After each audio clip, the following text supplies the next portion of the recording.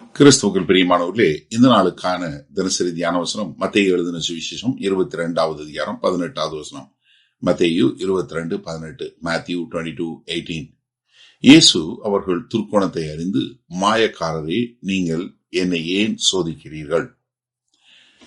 கர்த்தராகிய இயேசு கிறிஸ்து அவர் தேவன் என்பதற்கு என்ன? அவர் அவருடைய துர்க்குணத்தை அறிந்தவராய், என்ன டிசர்ன்மெண்ட் என்று சொல்றோம் இல்லையா?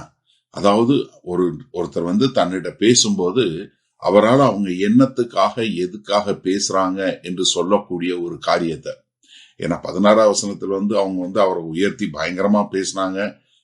நீங்க பயங்கரமான ஆளு, நீங்க நல்ல போதகர், அது இதுன்னு.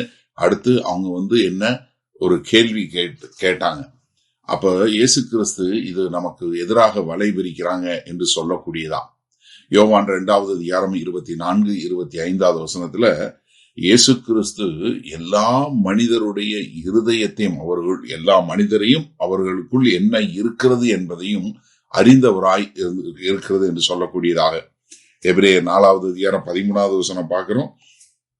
எல்லாமே அவருக்கு முன்பாக வெளியரங்கமாயும் நிர்வாணமாய் இருக்கிறது, அவர் ஒருவருக்கே நாம் கணக்கு கொடுக்க வேண்டும் என்று. பழைய ஏற்பாட்டுல நம்ம எல்லாரும் தெரிஞ்ச வசனம் 1 சாமுவேல் 16:7. மனுஷனோ முகத்தை பார்க்கிறான், தேவனோ இருதயத்தை பார்க்கிறார் என்று சொல்லக்கூடியதாக. அவரை பார்த்து என்ன சொல்றாரு இயேசு கிறிஸ்து? நீங்கள் ஏன் என்னை சோதிக்கிறீர்கள்? எப்படி நீங்கள் என்னை ஏன் சோதிக்கிறீர்கள்? ஏன்னா என்னை ஏன் சோதிக்க பாக்குறீங்க? என்னை ஏன் டெஸ்ட் பண்றீங்க? ஏன்னா அந்த பரிசேயர்களும் ஏரோதியர்களும் சாத்தானுடைய வேலையை செய்யறாங்க, சத்தியத்தை திரிச்சு.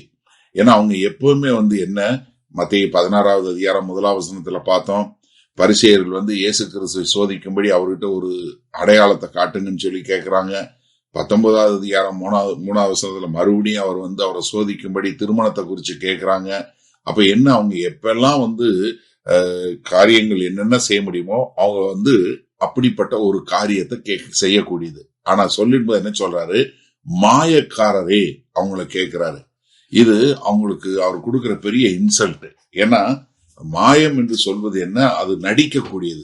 அவங்க இப்படி இல்லாத ஒண்ணு இருக்கிறது போல அவங்க ஒரு முகமூடி அணிந்தவர்களாய், இப்ப என்ன, அவங்க மதம் என்கிற முகமூடியை அணிந்து கொண்டு தங்கள் இருதயத்துல பொல்லாத சிந்தையை வைத்துக் கொண்டு வாயில ஒரு நல்ல காரியத்தை பேசக்கூடியவங்க.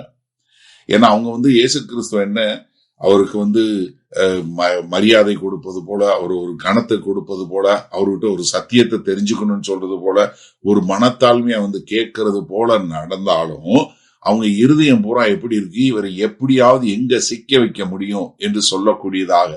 அதனாலதான் மத்தேயு 23, 27, 28வது வசனத்துல அவங்க சொல்லும்போது என்ன சொல்றாரு? நீங்க எல்லாம் யாரு? வெள்ளை அடிக்கப்பட்ட கல்லறை. எப்படி வெள்ளை அடிக்கப்பட்ட கல்லறை? நீங்க நல்லா பார்க்க அழகா இருக்கிறீங்க, உள்ளுக்குள்ள பூரா செத்தது நார்னதுமான ஒரு கொடிய மக்களா இருக்கிறீங்க என்று சொல்லக்கூடியதாக.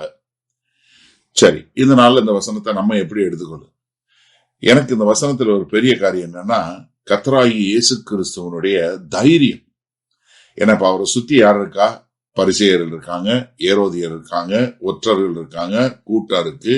இங்க ஒரு பொலிட்டிக்கல் ஒரு டென்ஷன் இருக்கு, அதே சமயத்துல மத சம்பந்தமான ஒரு காரியம் இருக்கு. ஆனாலும் கர்த்தர் எவ்வளவு தெளிவா, தைரியமாய், ஒரு அதிகாரமுடையவராய், எதை பத்தியும் கவலைப்படாம அவர் தன்னுடைய வார்த்தையை கூட மென்மையாக்கல. அவங்க கூட ஒரு ஒப்புரவு பேசுற போல பேசுற, மாறாக அவர்கள் புகழ்ந்த புகழ்ச்சியில மயங்கி போகவில்லை. ஆனா பொல்லாப்ப நேரடியாக எதிர்கொள்ளக்கூடியவராய் இருக்கிறார். ஏன்னா நீங்க இதுல பாத்தீங்கன்னா 17வது வசனத்துல அவங்க ஒரு வலையை விரிக்கிறாங்க. இயேசு கிறிஸ்து அதை வெக அழகாக அதை விளக்கக்கூடிய ஒரு காரியத்தை பார்க்கிறோம். அப்ப நீங்க இன்னைக்கு இயேசு கிறிஸ்து முன்னாடி பேசும்போது உங்களுக்கு தெரியுமா, இயேசு கிறிஸ்து நீங்க என்ன முகமுடி போட்டு வந்தாலும் அதற்கு பின்பாக உங்களை பார்க்கக்கூடியவராய் இருக்கிறார் என்று. ஏன்னா நீங்க இப்ப உங்க போதகரையோ, உங்க வீட்டுல உள்ளவங்களையோ, இல்ல உங்க கூட வேலை பார்க்கறவங்களையோ நீங்க என்ன பண்ணிடலாம், ஒரு முகமூடி போட்டு ஏமாத்திடலாம். ஆனா கர்த்தராகிய இயேசு கிறிஸ்துவ ஒரு நாளும் உங்களுடைய வெளியரங்கத்தினால, வெளியான தோற்றத்தினால நீங்க மாற்றவே முடியாது. அதாவது கர்த்தராகிய இயேசு கிறிஸ்து அதிகமாக கடிந்து கொண்ட 5 பாவங்கள்ல முதலாவது பாவம் பெருமையா இருந்தா, 2வது பாவம் என்ன? மாயமான வாழ்க்கை. இதத்தான் ரொம்ப அதிக முறை கர்த்தராகிய இயேசு கிறிஸ்து கடிந்து கொள்ளக்கூடிய ஒரு காரியம். எனக்கு அருமையானவர்களே, நீங்க கர்த்தர்ட்ட வரும்போது ஒரு மாலமா வராம தேவன் முன்பாக நேரடியாக ஒரு நேர்மையாக வர கற்றுக்கொள்வீங்களா?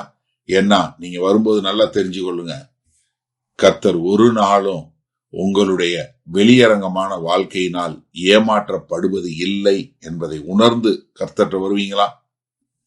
வல்லபிதாவே, அருமையான நல்ல நாளுக்காய் நன்றி. இதோ நாங்கள் உம்மிடத்துல வரும்போது நாங்கள் என்ன நோக்கத்திற்காய் வருகிறோம், எப்படி வருகிறோம் என்பதை நீங்கள் அறிந்தவர்களாய் இருக்கிறீங்க. அதனால நாங்கள் ஒரு உண்மையுள்ளவர்களாய் உம்மை பின்பற்றுகிறவர்களாய் வாழ எங்களை முழுமையாய் ஒப்படைக்கிறோம். இயேசு கிறிஸ்துவின் மூலம் பிதாவே, ஆமேன்.